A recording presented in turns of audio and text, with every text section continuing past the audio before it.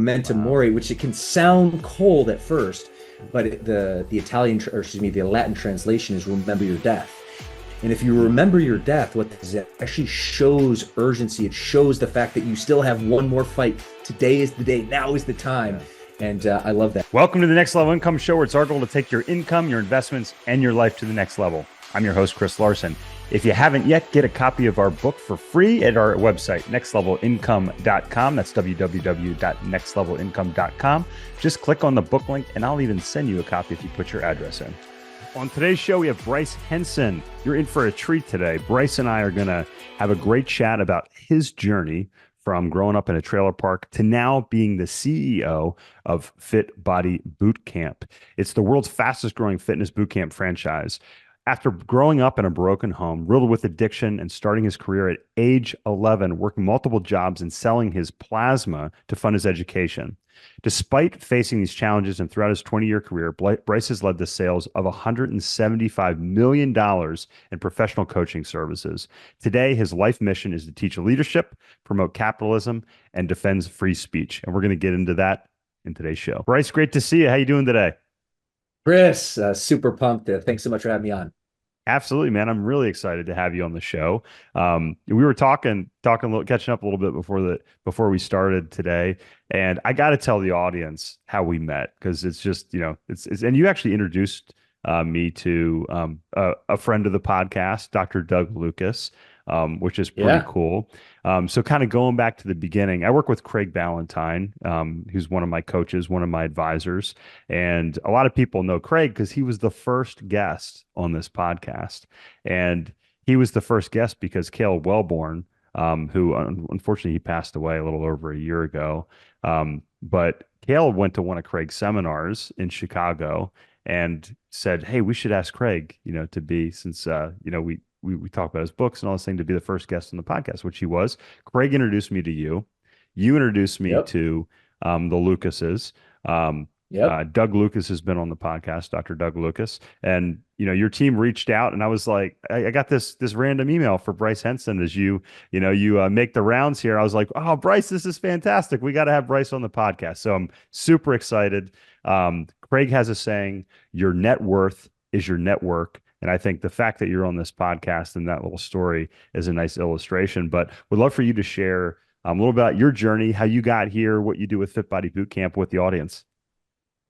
Yeah, well, thanks for that. I'll give you that in a second, but your net worth is your net worth for sure. And when this came to be, it was interesting. We were talking offline, like, Chris, you are my advisor. You're my mentor because I invest, with you and your organization here. So what can we talk about? And he's like, well, Bryce, of course. I mean, you got to think from an investment perspective. That's my zone of genius. That's why we work together. But for high performers, they need leadership. They need fitness. They need mindset. So I think that's where I can add some value today. But in any case, I'm the CEO of Fit Body Boot Camp, which is an 8-figure international fitness franchise. We're the fastest growing indoor fitness boot camp franchise on the planet. We have nearly 300 locations in North America. We're based here, our corporate headquarters in Los Angeles, but we have locations throughout the States, about 90%, and then about 10% in Canada. And our mission is to inspire fitness, change lives every day. And really, my leadership journey, my business journey, all starts with personal growth, with fitness. That's the foundation. So, that's the message that I want to impact and impart on. I'll give you a high-level overview I got here, but there's a lot to unpack. But my first 10 years, I grew up in a trailer park in the Southeast U.S., in the state of Georgia. That was not because my mother, who's a good, sweet, salt-of-the-earth lady. It turns out my father was a drug addict, addicted to alcohol and gambling, not the trifecta for a good family upbringing. But that was more of a blessing disguised as a tragedy as we escaped that situation. And what that taught me, it actually gave me a different life. It taught me the cold reality that life is hard. Life is full of challenge, but adversity is your advantage. And that's a lesson that I've taken. I've grown so much because of that. And I think that the early years forged my foundation in that.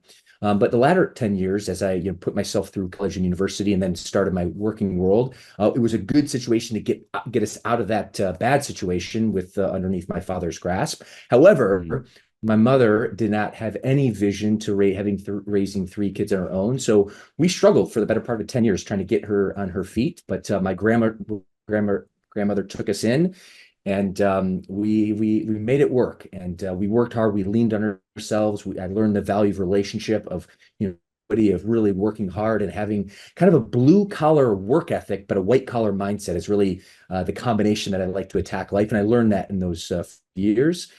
And then to kind of put a bow on that transition, when I was 21 years young, I moved out to Los Angeles, California, the palm trees, the blue skies, which is all that LA has to offer. However, Chris, they don't tell you this when you're 21, you're 3,000 miles from home, you don't have professional skill sets to offer the world, and you don't have confidence, you don't have energy, you don't have enthusiasm, you don't have fitness. Yeah. And that's how I lived for the following couple years until I went to my own transformation, hiring a fitness coach, which you talked about, having an advisor in Craig Ballantyne.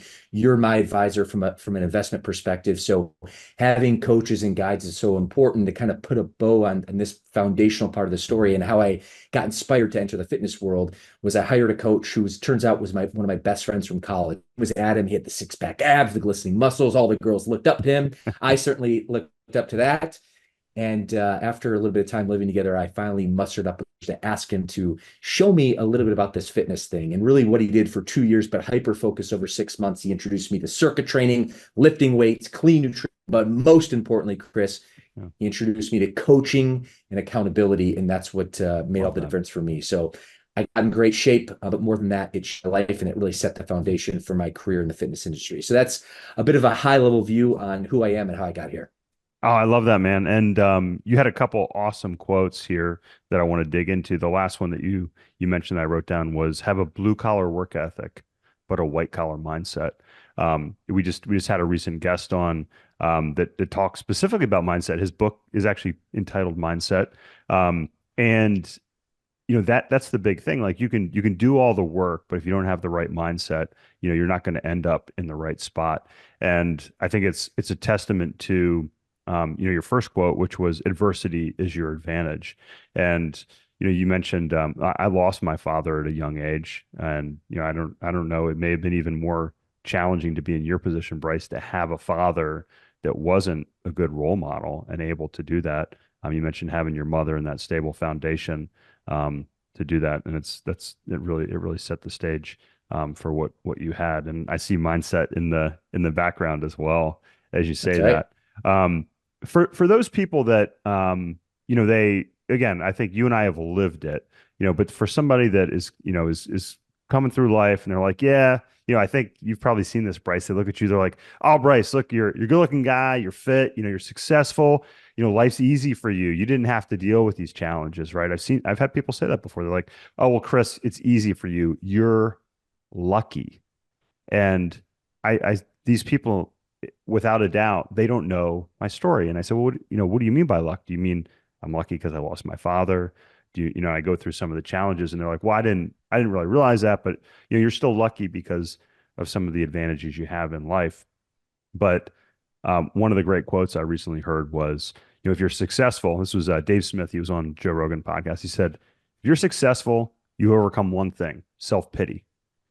We all face challenges. We all get down in the dumps sometimes. So what can you tell people, Bryce, that are going through challenges? You've talked about kind of building that mindset, but how do you sustain that when you go through challenges in life today? That's an incredible question. And it's interesting. And we all go through adversity as part of human. That's just part of the human condition. Chris, Yeah. you've gone through adversity. I've gone through adversity. I actually love taking a step back and realizing that practicing gratitude is one of the best opportunities for you to reframe your current situation. And no matter how hard you have it right now, just think to yourself, what if, for example, you were born 500 years ago? Okay, think about what your life would look like then. How about if you were born in the Republic of North Korea? I'm using an extreme example, but there are Yeah. millions of people born in the Republic of North Korea. I don't care what sort of background that you came up with, the hardship, the challenge you had, compared to someone in that particular situation. If you reframe that, you are lucky, and that's something that I've really taken to heart. And Chris, how I've been able to do that, in a strategy in terms of reframing adversity, if you will, into your advantage, is actually travel. It's perspective, Yeah. and really to travel has done for me is it's given me massive perspective on the world. And really to give you a backstory of how this all came to be, as I shared with you, growing up, we started money before we used to run in a month, very challenging situation. But I put myself through college. I used to donate blood plasma. I had 17 jobs from the time I was 11, just to kind of beat Wow. me, put it together. Right. So that was kind of my vision. And I decided to enroll myself into a study abroad program in my senior year, which, by the way, I was the guy. It's so embarrassing. Bryce 1.0, when I went to college at the International Center and there was a bunch of kids that couldn't speak English, I was the guy that's, get out of my country. What are you doing here? Hmm. Now I sit back and I just laugh at myself and I cringe actually at that, but it shows me the growth because I Yeah. just didn't have that experience. So when I was a senior and going in my senior year, I decided to enroll myself in a study abroad program. Initially, there was only three programs that fit the criteria. The first one was going to Greece. The second was in Argentina. The third was in Asia. My initial mind was like, I'm going to Greece, Mykonos, beaches, etc. But the applications in terms of logistics, the course credit, the credits I needed, I would have had to invest an extra $2,000, which is a lot of money. It was a small fortune for me at the time.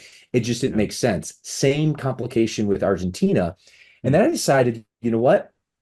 There's an opportunity in Asia. I wasn't sold on it. It was the first year we are going to Hong Kong, Singapore, and Japan, and it never really attracted me. But I'll never forget. I was out to dinner one time with a friend, and at college, we were talking about it, and he had traveled a bit, and he said, "Bryce, well, can you imagine yourself ever going to Greece?" And I said, "Yeah, I can at some point. I mean, I was hoping to Yeah. go this trip. It's not in the cards." He's like, "Well, how about Argentina?" And I was like, "Well, I can see that as well." And as it turns out, fast forward, I've been to both countries. He's like, Bryce, can you imagine yourself Hong Kong, Japan, or Singapore in your life?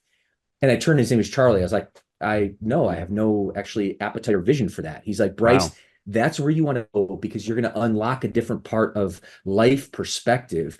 And I'll never forget, actually, May 18th, 2004, myself on a flight with 15 other college students from Michigan State to Japan, which the program was grounded in Hong Kong. And then we visited Singapore.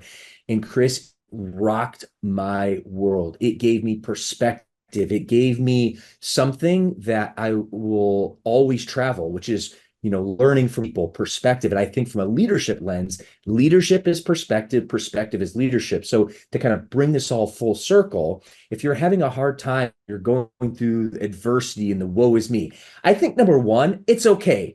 Take a little bit of time, whatever bad things happen, it's okay to process that, grieve for yourself. But then once that grieving is done, suck it up, cupcake, move forward. And the best way you do that is to reframe gratitude and then constantly seek perspective. I promise you, even though both of us have experienced a lot of hardship, my friends, if you're listening and watching this, you've also experienced a lot of hardship. But I promise you, no matter how hard it is, there has been people that have went through harder things than you. And by reframing that perspective, that's really what the difference for me. So hopefully that helps in some value to your audience today. I love that. And actually I wrote this down on my paper. I said leadership is perspective and perspective is leadership. I did a big circle. So I love that. That's you gotta trademark that, Bryce, and put that in your materials for sure. Love And it. I love what you said about gratitude and reframing. That story about North Korea, I read a book several years ago, over a decade ago, called Escape from Camp. I think it was Camp 17. Might have been Camp 13, but it was an odd number. And there was this gentleman, this North Korean. He was born in one of these prison camps, and he tells his story. He escaped from the camp. He came to America, and he talks about Bryce. He had a dream, and the dream that he had, which drove him to escape, was the dream to be able to eat grilled meat. So his whole dream in life, because he'd heard about like being able to have like a steak, because the only meat they got, because they basically got to eat rice. The only meat they would get was from the rats that they would kill and that they would cook themselves in this camp. So he's born in this camp. He's eating rats and rice. And there was someone that was imprisoned in the camp that came from outside the camp that told him these stories. That gentleman ended up helping him escape from this camp. And the way he helped him escape was that as they went through the electric fence, this other gentleman that was in the camp and was imprisoned fell on the fence, was electrocuted, and died. And the guy that escaped crawled over his body to escape from the camp and ended up in America. So, again, if you think you have it tough, think about Think about, like you said, Bryce, being in North Korea, not having the options that we have in this country. And the fact that if you just live in this country, if you make $40,000 a year, you're in the top 1% in terms of affluence in the entire world. I think we forget that with what we have. Um, so thank you for that. Totally. And one other thing I wanted to add, David Meltzer, who I've mentioned before on this podcast, and hopefully will be joining us in the future. He has a great community. He's a real philosopher, and one of the things he says is that happiness comes from three things. One is gratitude, but he also talks about productivity. So if you're listening to this podcast, you're a productive person. But he talks about being productive, accessible, and grateful. So if you're struggling, if you're in a challenging time, put that gratitude practice in place, continue to be productive, and make sure you're going out and helping other people and sharing your message, which is our intent in this podcast. Bryce, you've had, starting, I love the trailer park story, man, starting in a mobile home park. And I don't know, we'll have to find out where that is. We may be maybe looking at that park to buy if we haven't already bought it. But you're now CEO of Fit Body Bootcamp. So tell us how you came to be a part of Fit Body Bootcamp, and ultimately how you rose into the position of CEO, because you have some phenomenal lessons in terms of leadership. So you're not just a CEO by name, but you truly embody the life of a leader. Well, thank you. I appreciate that. And I guess I'll just pick up where the story finished off in terms of my foundation, moving to California, going Yeah. through my fitness journey. And that was the foundation. And even so, after I went through that transformation, I never thought that I would go into the fitness industry. In fact, my sales career, I went from the lowest performing sales rep in the company all the way, Chris, to the highest performing sales rep in the company in Wow. 12 months through my transformation. It wasn't the sales script, it wasn't the follow-up strategy, it was one thing that changed. It was the way I showed up, the confidence, the enthusiasm, the energy, the gift of what fitness gave me. So I was Wow. high on life. I was living my best life. Yeah. Until one day, some guy walks up to me at the gym and he's like, "Hey, I want to introduce myself. I was curious how you lift weights. I've been seeing you here. How do you, what's your nutrition protocol?" And Chris, this light bulb went on, like, me? Wait, me? I thought to Mm. myself, for the first time, this identity shift could happen, that I give this gift of fitness back to others. So that was really my Interesting. big aha. Yeah. So at that point, I didn't think I could make it a full-time focus, but I thought, you know what, I can get certified and train some clients in the nights and weekends. So I did the most logical step. I ended up enrolling in the National Academy of Sports Medicine, which is the gold standard of personal training. I got my accreditation, and then I started, on the journey to train some, clients in the nights and weekends to give the gift back from a fulfillment to make, some extra bucks, the nights and weekends. And shortly thereafter, I think I updated my Facebook profile, a personal trainer, and I started receiving ads from this gentleman called Bedros Keuilian, who some of our audience might know to be the founder of Fit Body Bootcamp, who, fast forward, as it turns out, that's how Craig Ballantyne, who Yeah. they've been business partners for years. And ultimately, Bedros was talking about how to launch a business, how to grow a fitness business, how to get clients. And I was interested in that. So I opted in to learn more, and I ended up being on his email list for a couple years. But it wasn't at that point that I decided to take action. Speaking of travel and perspective, kind of bringing this full circle, throughout my journey of in my adulthood and the confidence of fitness and also study abroad program, it really opened my eyes to travel the world, and I started to Hmm. gain this desire to live in another country, learn another language, and setting my sights on a little island in the south of Brazil called Florianopolis. So I ended up moving there for a period of 2 years. I met my wife, How did Tatiana, you who's my decide? business Yeah, I was partner. going to say, is that how you met Tatiana? That's phenomenal. Wait, now Oh, it's a why did you pick that island?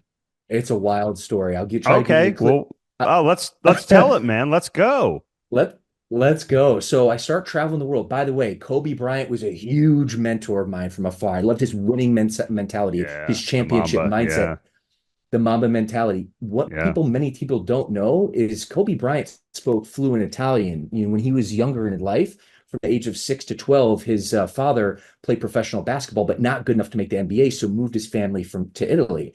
So I thought it was the coolest thing. This legend would dominate in the court, and then he would sometimes give interviews to the Italian press afterwards in fluent Italian. So I was like, man, this is amazing. So I had this in the back of my mind. I want to move to another country. I want to test my mettle. I want to challenge myself. I want to grow, and I want to learn a language. I didn't know what it was until I ended up visiting Rio de Janeiro in 2008 for Mm, Christmas. And as it turns out, I live in Los Angeles for the last 20 years, but the latter part of my childhood is that I grew up in Michigan. And in Michigan, mm, in Christmas time, I'm shoveling feet of snow. So like I still have PTSD. So here I am, 2008, arrived to Rio de Janeiro. It's the opposite hemisphere. So it's blazing summer, the equivalent of like end of June here. I yeah. was like, this is amazing. So it was love at first sight with the culture, the people, the influence. I thought to myself, Chris, I want to go learn Brazilian Portuguese. So I went back to the States, Wow. enrolled in a class, ended up reaching out to a few Brazilians I have. And I liked Rio, but it was this big urban swell like Los Angeles. And I wanted something a little Mm, bit more quaint. So I started asking around. Hey, Priscilla was my friend's name at the time. Priscilla, if you were to move to back to Brazil, what island would it be and why? Or excuse me, where would it be and why? And she's like, well, Bryce, I'm from Rio de Janeiro. You already went to. I've never been here, but there's a little island in the very south of Brazil. It has 47 beaches. It's like the San Diego or Miami of Brazil. It's called Florianopolis. And Chris, mm, I never heard of Florianopolis before. So I start Googling though, and it was like, I liked what I saw 47 beaches. It's the vacation destination, not only Brazil, but all of South America. So I started doing a little bit more research, and then it got in my reticular activating system, kind of like if you never heard of a Tesla before, but then someone says, "Hey, have you heard about this company called Tesla?" You see Teslas all over. So I yeah. started hearing Florianopolis all over, and the crescendo moment was ended up going to sushi dinner. I hadn't seen my friend. He was actually from North Carolina, like you, in a long time. So we ended up going out to sushi, and he worked for American Airlines for like 10 years. So he had traveled the world, on American Airlines Wow. dime, Yeah. and travel got brought up, and Brazil got brought up, and I was like, oh my god, I just went to Rio here. I kind of gave him the whole story. I'm learning Brazilian Portuguese. I want to move back, but I just don't know where. And he's like, Bryce, he's like, Rio is great, but, but there's this little island in the south of Brazil with 47 beaches. And I'm like, don't even say it. And Chris, like out of a Same movie, spot. both Yeah. say the word Florianopolis. Wow. So Yeah. that's the reason I decided to move there. How I met my wife to put a bow on the story was Yeah. then I was inspired. I ended up reaching out to my boss, asked him if I could work remotely before COVID and virtual thing was a thing. He let me go. So I ended up sending an extended email or an email to my extended family and friends, letting them know I was doing in one. And if you believe, a week before I leave, I get a call. Wasn't even a direct friend. He was a friend of a friend. He's like, "Hey, Bryce." He's like, "This is Steve, Mark's buddy." I'm like, "Oh, what's going on, Steve?" He's like, "Mark forwarded me an email. He said you're moving to this island called Florianopolis in the south of Brazil." He's like, "Is that right?" I was like, "I'm going next week." He's like, "This is crazy." But me, I grew up in the East Coast in Ohio, but I went to college with a girl from there. If you're interested, I'd be happy to put you in touch. Well, as it turns out, long story short, he put me in. And when I arrived in Florianopolis, my wife Tatiana was the girl he introduced me to, and that's Wow. how I met my wife and moved to I Brazil. got So goosebumps, man. I love that. I that's love the that. that's the It's origin such a good story of story. Brazil. Such a good story, man. Oh, that's such a good story. I love that. I'm glad we got to tell it live on this on the show here because I met Tatiana virtually when I've talked to the two of you. But that's the first time I've heard the full story. So that's absolutely Yeah. phenomenal. And look, we still got to get to leadership and all the stuff, man. I feel like we haven't even started the podcast yet, but there's been so many things that I think are so important that we've talked about in terms of your quotes: adversity is your advantage, blue collar work ethic, white collar mindset, leadership is perspective, perspective is leadership. How you went from the worst sales rep to the number one sales rep through how you showed up, through your mindset, through your perspective, through travel, through gratitude, all these things. And what you just mentioned, I really truly believe this, and I have it's not quite as a dramatic story as yours, but I met my wife in a yoga class at one point, and I was like, man, if I ever run into her again, I'm going to ask her out. And this is tremendously paraphrasing the story, but late on a Friday afternoon on college campus at Virginia Tech, I was thinking about her, looking at the architecture building, and I'd found out she was an architect, and she walked out almost like manifestation of my thoughts out of the building because nobody was on campus. 5 o'clock on a Friday. Who's on college campus, right? And you had So already known her from the yoga I studio, but met this was her. the time that you Yeah, saw. I'd only met her Okay. once. Yeah, I'd only met her once. And my point in telling that, again, it's a different story, but when you put something into the universe and you have that energy that you're sharing with others, and what's interesting is my wife gave me a book. It was the first book she gave me called The Alchemist. Have you read The Alchemist? I Um, have, yes. yeah. And Paulo Coelho says, if you believe something with all your heart and all your mind, the universe will provide you with a path, with the resources to do that. So I really think, as you mentioned, how you show up, the energy that you put forward is really the true secret in all of these things. I'll let you pick up if you want there. Oh, love it. And Paulo Coelho, one of my favorite authors, is Brazilian from Rio de Janeiro, actually. So How he's about w world famous. And that was actually there one we of the go. first Yeah. books my first mentor gave me. The Yeah. gentleman who I just kind of paraphrased when I asked, hey, if you could let me move remotely to Brazil for a year, he actually introduced me to Alchemist. So there How is about something that? magical about Yeah. creating a plan, creating manifestation. The Yeah. universe will conspire if Yeah. your intention is there. Yeah, I love Um, that. So, look, I think it all begins in your mind. It begins with the energy that you present with. But throwing another quote out there from one of my virtual mentors is Tony Robbins, and he says, oh yeah. once you believe something, once you have a vision, you need to take massive action. And I think that that's super important.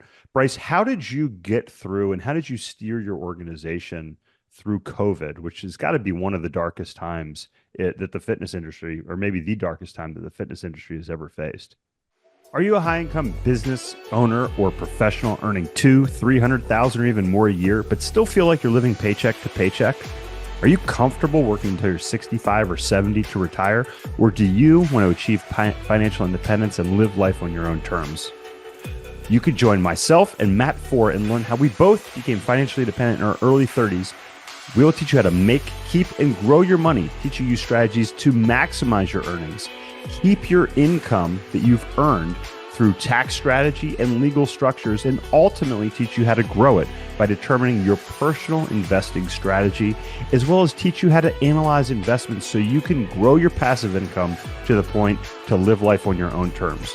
Our coaching clients reliably do this in 7 years or less. To learn more, check out our coaching program at nextlevelincome.com/coaching. That's nextlevelincome.com/coaching. Oh yeah. Well, it goes back to adversity, which is interesting. When that happened, at the time, I was actually not the CEO of the organization. I was the vice president, although I got appointed to the CEO on still while COVID was raging strong in early 2021. So it was a Wow. very chaotic and hectic time, as you'd imagine. But I will never forget in March of 2020, when the governor of New York initially, then California, started putting ordinance down. It was, very eerie, as you'd imagine. And Mm-hmm. a lot of people were impacted, specifically the gym business, the fitness business, the restaurant business, brick and mortars Yeah. were attacked the worst. Also, too, Yeah. other certain states like New York and California and Illinois and Michigan were impacted way harder than others. So Yeah. it was a very challenging time for humanity to begin with, but also too from a franchising perspective, because we're dealing and navigating with different local jurisdictions, which generally speaking have differences, but then they became very, very different. So from a Yeah. franchise system, that posed an additional level of challenge, because not only provide and coach our franchise partners to make sure they can keep their business off the ground and afloat, but also too we had to have specific protocols for state in that state. So Mm. it Yeah. was not easy by any stretch of the imagination, but it forged leadership, it forged mindset, and I would never wish something like that happen again. Although it will, if you look at human history, pandemics. This is actually a very small pandemic in the grand Hmm. history of Hmm. time. So I think there's a lot of value in perspective in terms of leadership. But Yeah. at least in our lifetime, it was one of the biggest black swans events, Yeah. but it actually created challenge and growth, and it was good for it. So this all to say, what we did very, very quickly, and we made decisions very, very quickly. We pivoted our brand within 24 hours to virtual training. And while it was a big challenge having a franchise system, there was also some advantages as well. We took two of our most successful, and actually one of our most successful franchise partners, his entire team has great energy on camera, and we started streaming live virtual workouts for the entire brand. So we were able to leverage. We took a step back and thought to ourselves, Yeah. sucks. Okay, this is not a fun situation, but there's a lot of things outside of our control. But what are things inside of our control? Oh We yeah. actually have a brand of 100 locations. We have, editing team, etc. What if we can handpick one of our best owners with the most energy and enthusiasm, hire his coaching team to produce sessions that we can leverage and then be able to provide that, content to our brand. So within 24 hours, we're able to provide a platform in live streaming workouts for entire franchise system.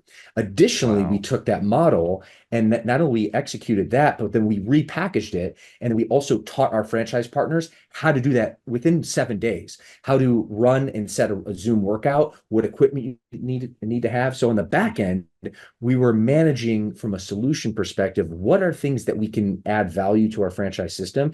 And then we leverage those points. And Love that. overall, those are just two strategies of many. But when you bring it back, and this goes back to my leadership philosophy, which is adversity is your advantage, but it's grounded in stoicism. And what I love about stoicism and stoic thought, which is the fabric and the foundation, the philosophy of strong leadership, there's a lot of ways you can look at it. But to finish my here, one of the things I love about stoicism is it takes inventory of all the things in your control and then all the things outside your.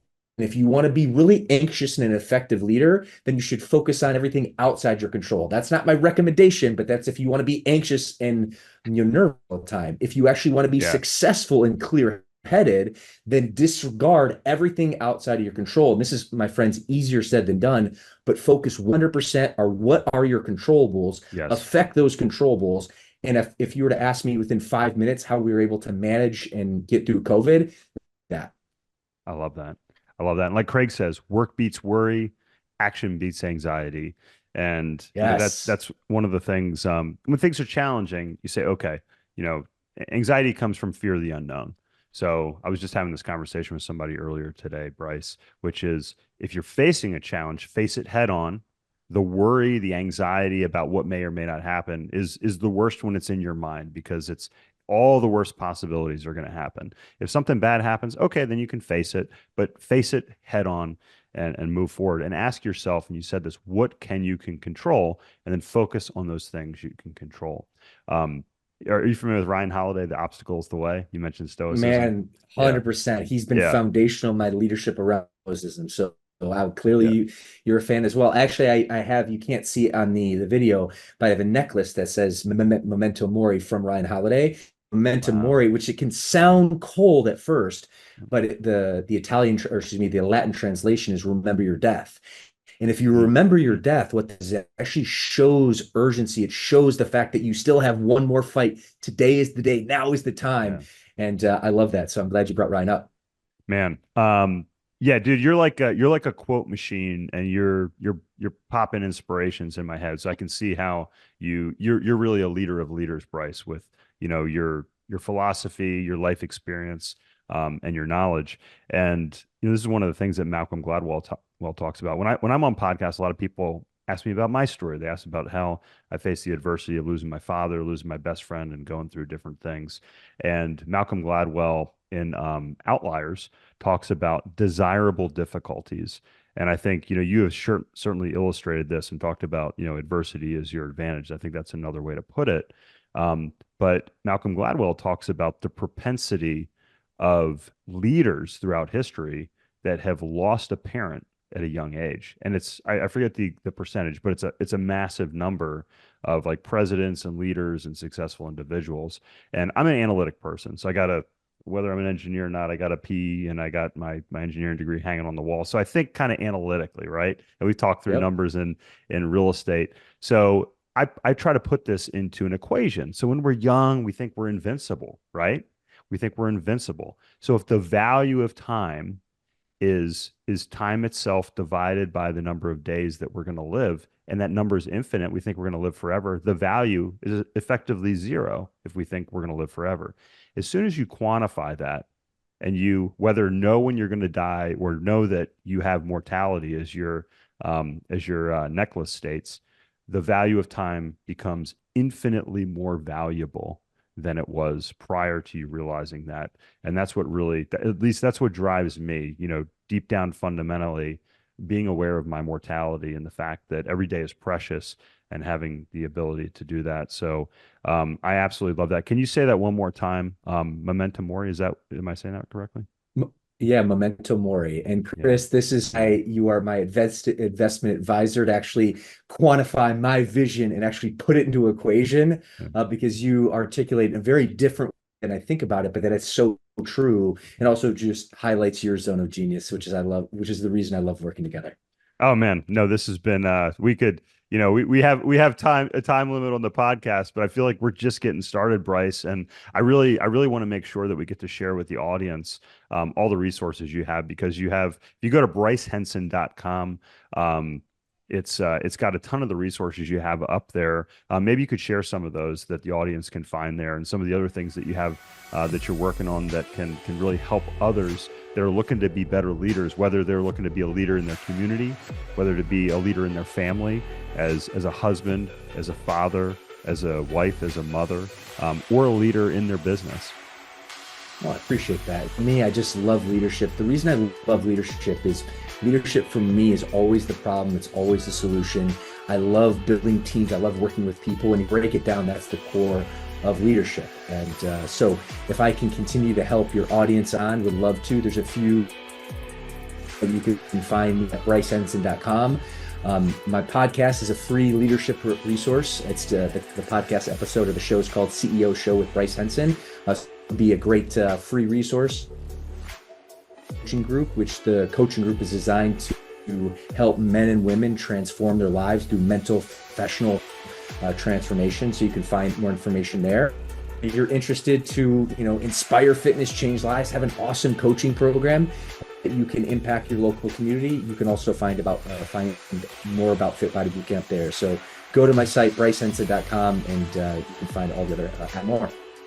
No, it's awesome. I'm looking at it right now. You got the CEO podcast, you got the Legacy Tribe Fit Body Bootcamp, your mastermind group. You got so many amazing resources up here, Bryce. This has been just such a pleasure having you on the podcast today. Thank you so much for sharing all your knowledge, your story, and your wisdom with our audience. You guys, pleasure is mine. Thanks so much, and have a great one. Hey, Chris here again. I hope you found this episode valuable. Now, I have one more thing to gift you. We have a page for my coaching clients where you can get a free copy of my book, as well as much more from previous guests on the show. Just check out nextlevelincome.com/coaching to get a free copy of my book, audiobook, and much more. I'll send you a copy of my book and cover all the shipping costs as a thank you for listening to the podcast. Also, please like, share, and take just 90 seconds to give us a rating on Apple Podcasts.